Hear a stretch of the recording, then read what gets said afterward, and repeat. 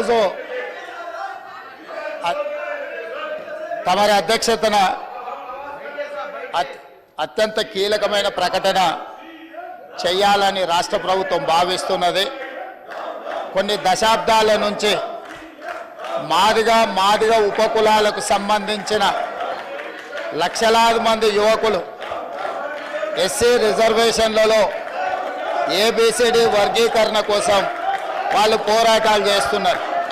27 సంవత్సరాల నుంచి ఉమ్మడి రాష్ట్రంలో కానీ ప్రత్యేక తెలంగాణ రాష్ట్రంలో కానీ ఏబిసిడి వర్గీకరణ మీద మాదిగ ఉపకులాల యువకులు పోరాటాలు చేయడం జరిగింది.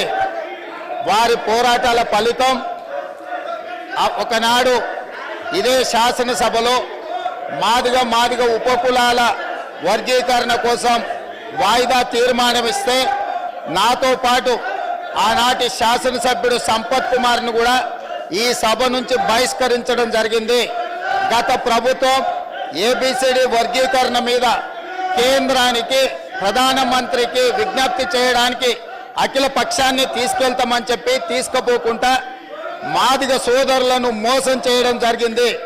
కానీ డిసెంబర్ 3, 2023 నాడు ప్రజాప్రభుత్వం బాధ్యత తీసుకున్న తర్వాత తక్షణమే మా ఉప ముఖ్యమంత్రి గారి సూచన మేరకు మాజీ ఉప ముఖ్యమంత్రి ప్రస్తుత మంత్రి దామోదర్ రాజనరసింహ గారి నేతృత్వంలో మా శాసనసభ్యులందరినీ అడ్వకేట్ జనరల్ని ఢిల్లీకి సుప్రీంకోర్టుకు పంపించి న్యాయ కోవిధులతోని చర్చించి సుప్రీంకోర్టులో బలమైన వాదనను తెలంగాణ రాష్ట్ర ప్రభుత్వం కాంగ్రెస్ ప్రభుత్వం వినిపించడంతో ఈనాడు సుప్రీంకోర్టు మాదిగ ఉపకులాల వర్గీకరణకు అనుకూలమైన తీర్పునివ్వడం జరిగింది.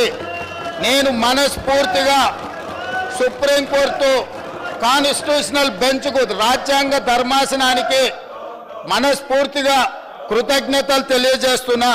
7 మంది జడ్జిలలో 6 మంది జడ్జిలు రాష్ట్రాలకు ఏబిసిడి వర్గీకరణ చెయ్యడానికి అనుమతి ఇచ్చింది. తెలంగాణ రాష్ట్ర ప్రభుత్వం తరఫున నేను స్పష్టమైన ప్రకటన చేస్తున్నా. దేశంలోనే అందరికంటే ముందు బాగానే నిలబడి తెలంగాణ రాష్ట్ర ప్రభుత్వం ఏబిసిడి వర్గీకరణ అమలు చేసే బాధ్యత మా మిత్రులు మా మంత్రివర్గ సహచరులు మేమందరం తీసుకుంటాం. అవసరమైతే ఇప్పుడు ఇచ్చిన ఉద్యోగ నోటిఫికేషన్లలో కూడా వర్గీకరణను అమలు చేయడానికి అవసరమైతే ఆర్డినెన్స్ తీసుకొచ్చి మాదిగ సోదరులకు న్యాయం చేసే బాధ్యత మేము తీసుకుంటాము. కాబట్టి ఈరోజు ఈ సభ అందరూ కూడా ఈ అంశం మీద ఏకాభిప్రాయానికి వచ్చి మాదిగ ఉపకులాల వర్గీకరణకు సంపూర్ణంగా సహకరించాల్సిందిగా రాష్ట్ర ప్రభుత్వం